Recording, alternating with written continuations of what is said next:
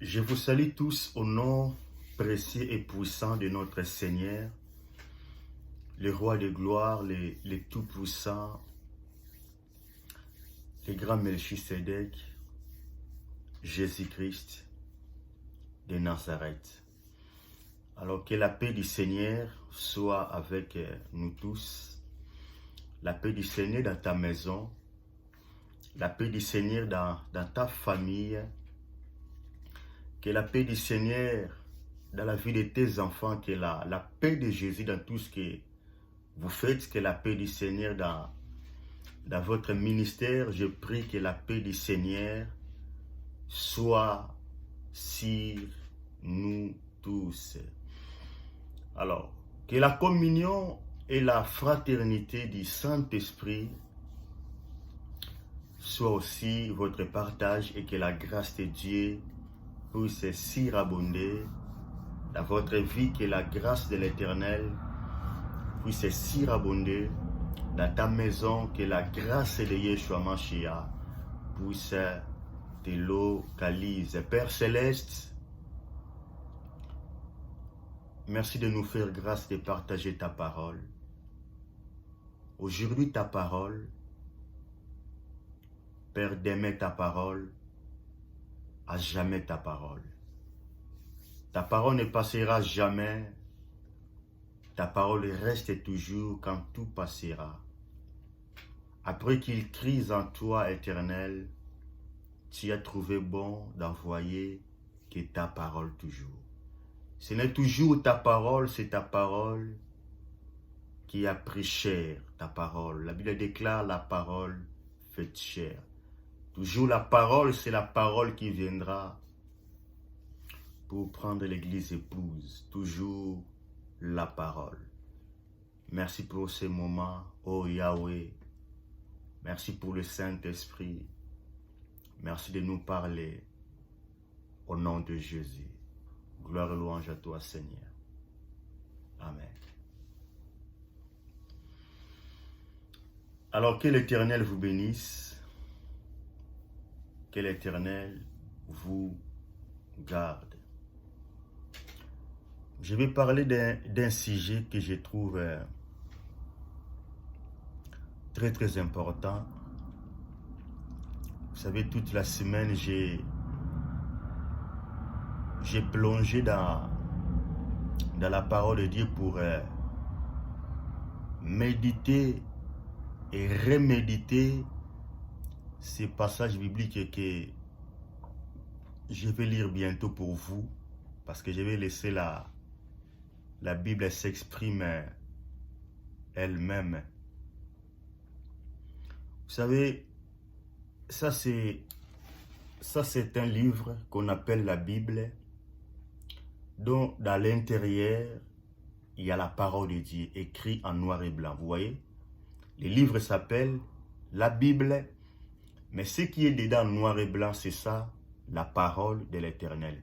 Alors je vais laisser la Bible à tout à l'heure de nous expliquer elle-même la parole de notre Dieu. Vous savez, la parole de Dieu, c'est sa pensée pour l'homme. Alors toute la semaine, j'ai été estomaqué, j'avoue. J'ai été éclairé toute la semaine en lisant ces passages bibliques. Je me suis rendu compte que je n'ai rien fait encore. J'ai compris que j'ai beaucoup de choses à faire. Vous savez, la Bible, c'est comme un miroir. Quand on se met devant un miroir, le visage qu'on voit devant le miroir, ce n'est pas le visage de votre ami ou le visage de votre mari ou de votre femme, non. Quand vous vous exposez devant un miroir, le visage que vous voyez là, ne doutez pas, c'est bien là votre visage. Alors, quand on lit la parole de Dieu ou quand on écoute vraiment la parole de Dieu, je ne parlais pas des paroles des hommes parce que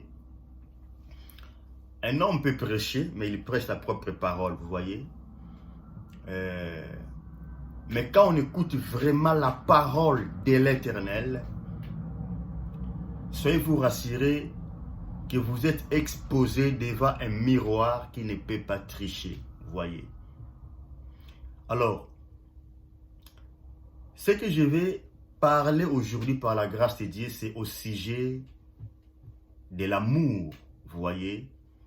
L'amour dans le vrai sens, parce qu'il y a beaucoup de sens de l'amour, surtout nous ici en Europe, en France. Quand on parle de l'amour, il y a beaucoup de sens ici en fait. Vous savez, dans d'autres cieux, ça peut retentir un peu normal, mais quand on dit de l'amour en Europe, précisément en France, permettez-moi de dire parce que je vis en France, le mot amour a beaucoup de significations, vous voyez. Alors, je vais parler de l'amour que l'Éternel nous recommande dans la Bible. Regarde ce qui va se passer, bien-aimés dans le Seigneur. Jésus-Christ est mort. Après le 3e jour de sa mort, Christ est ressuscité. Le Seigneur de gloire. C'est lui qui a vaincu le diable pour nous. C'est lui qui a vaincu la maladie pour nous. Mais chose étonnante, avant qu'il retourne auprès du Père Céleste, Christ a parlé beaucoup de choses. Mais je vais tirer juste 2 choses que j'aimerais bien partager avec nous. La première des choses, Christ disait, Jésus nous promit le Saint-Esprit. La Bible nous dit, il vous est avantageux que je m'en aille, car si je ne m'en vais pas auprès du Père, le consolateur ne viendra pas. Il parle de son esprit. Il dit, c'est pour votre avantage que je me retourne auprès du Père. Parce que si vous ne voulez pas que je me retourne auprès du Père, ça sera pratiquement impossible que vous recevrez aussi le Saint-Esprit.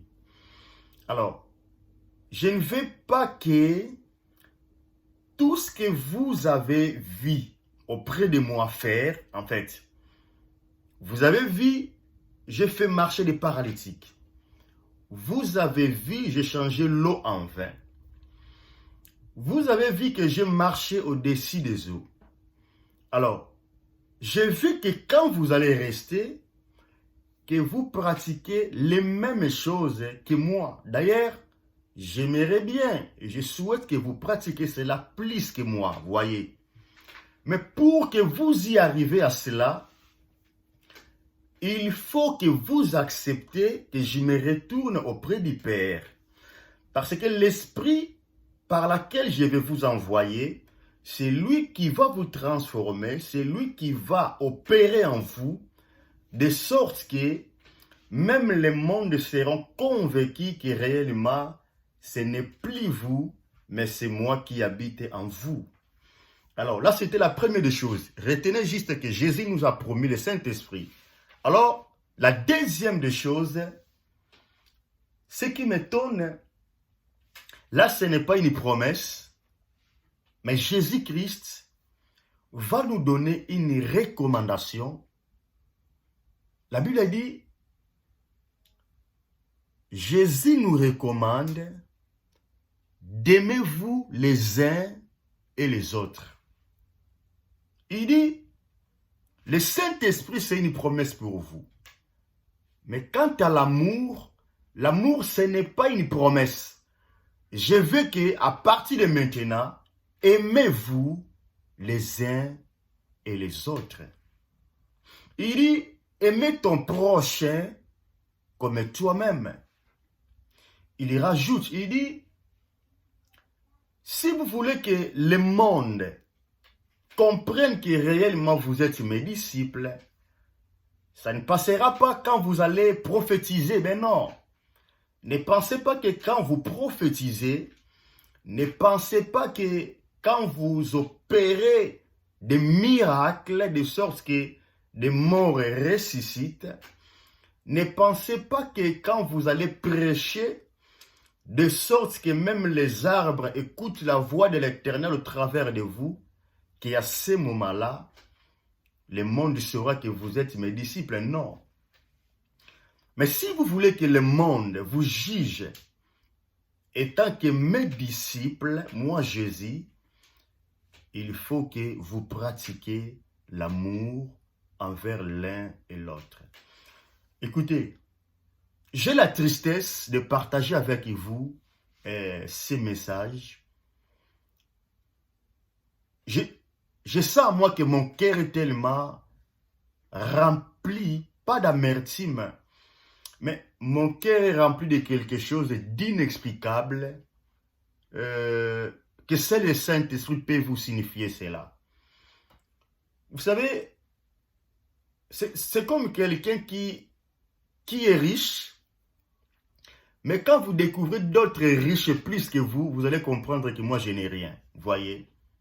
Alors, vous pouvez prêcher, vous pouvez prophétiser, vous pouvez faire même des dons, vous voyez, vous pouvez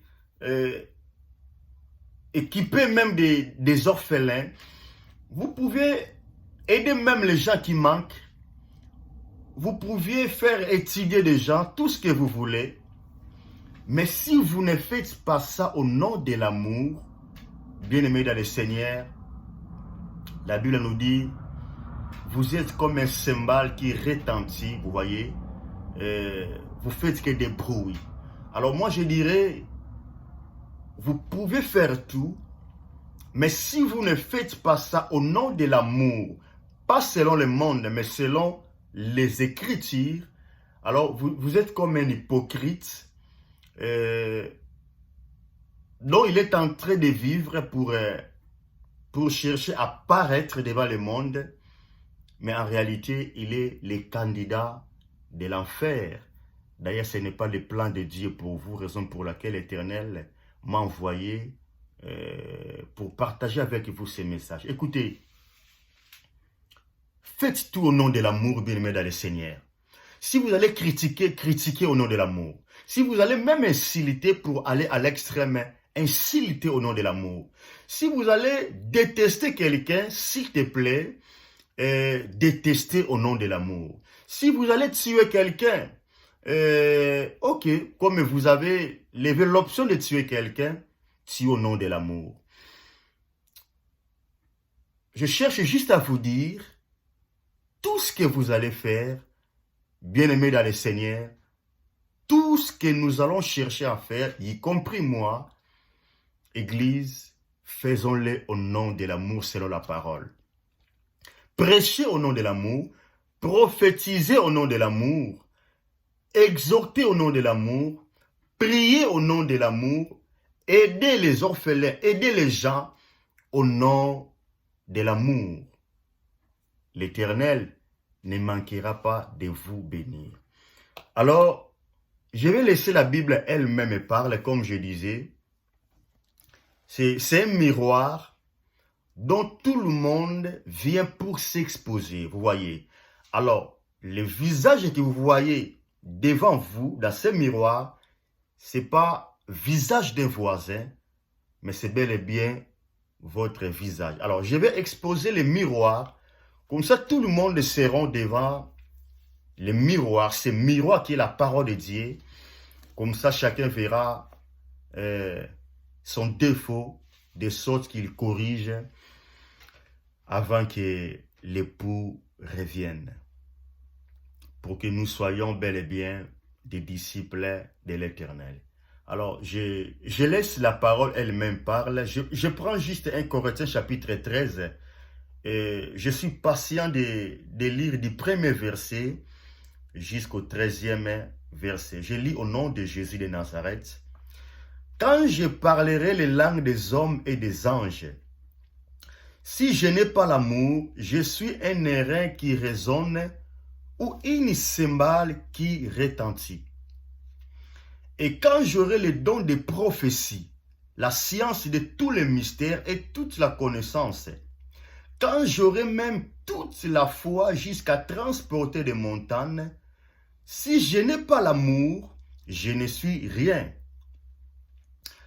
Et quand je distribuerai tous mes biens pour la nourriture des pauvres, quand je livrerai même mon corps pour être brûlé, si je n'ai pas l'amour, cela ne me sert à rien. L'amour est patient, il est plein de bonté, l'amour n'est point envié, l'amour ne se vante point, il ne s'enfle point d'orgueil. Il ne fait rien de malhonnête, l'amour, il ne cherche point son intérêt, il ne s'irrite point, il ne soupçonne point le mal. Il ne se réjouit point de l'injustice, l'amour, mais il se réjouit de la vérité. Il excuse tout, il y croit tout, il espère tout, il supporte tout. L'amour ne périt jamais. Écoutez très bien.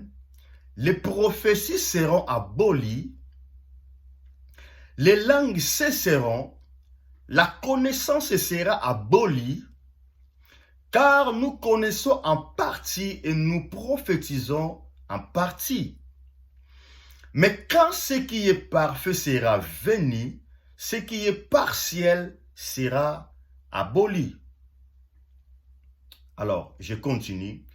Lorsque j'étais enfant, je parlais comme un enfant. Je pensais comme un enfant. Je raisonnais comme un enfant. Lorsque je suis devenu homme, je fais disparaître ce qui était de l'enfant. Aujourd'hui, nous voyons au moyen des miroirs d'une manière obscure. Mais alors nous verrons face à face aujourd'hui. Je connais en partie, mais alors je connaîtrai comme j'ai été connu. Maintenant donc, ces trois choses demeurent. Je vais m'arrêter par là. Écoutez très bien. Maintenant donc, ces trois choses demeurent. Lesquelles? La première des choses, la foi. La deuxième des choses, l'espérance. Et la troisième, c'est l'amour. Écoutez la conclusion. Mais la plus grande de ces choses, c'est l'amour. Mais la plus grande de ces choses, avoir la foi, avoir l'espérance, avoir l'amour, mais la plus grande de ces choses, qu'est l'amour. Que l'Éternel vous bénisse.